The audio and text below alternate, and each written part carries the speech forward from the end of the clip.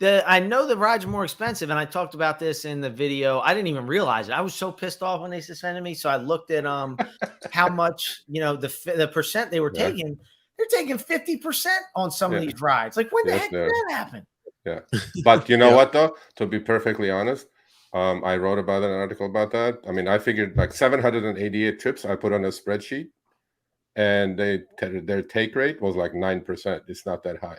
Yes, Really? you will see some that are 50, 60%. But then if you look in a bigger picture, right? Because if you put your Quest in there, right? Without tips, by the way, if you put your Quest, if you put your boost, if you put your consecutive ride bonuses, these are all things you have to put in there, or you don't have to put in there. If you don't put any of those in there, yes, they are on average are taking 50, 60, but on the back end, they're paying you all these bonuses for you to get out there and drive. Because look, I'm sure in Jersey or Philly you're from, what is your base rate? 60 cents a mile or some ridiculous fucking number? How can you make money with 60 cents a mile? So when you did your numbers, like I drove 70 hours, your numbers included all those quests and all those things anyway, without the tips.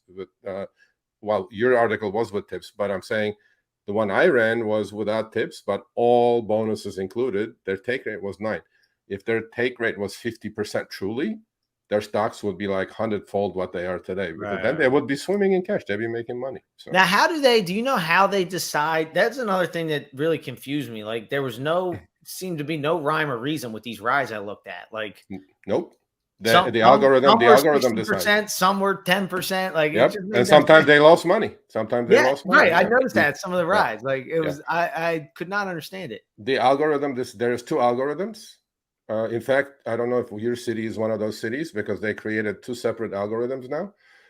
The passenger algorithm is 90 seconds ahead of the driver algorithm. Okay, in 25 cities now. They're testing this program. The passenger gets an upfront price, right? Like that day when you ordered an Uber, you got an upfront price, $8 for 2 miles, whatever it was, right? Okay, so you say yes to that, right? So in the old days, it used to be a mileage thing, like miles and minutes that was the driver was getting paid. Now they created another algorithm for drivers. You will not have a base rate card anymore. There is no more miles and minutes for the driver either. There is upfront for the passenger, upfront for the driver.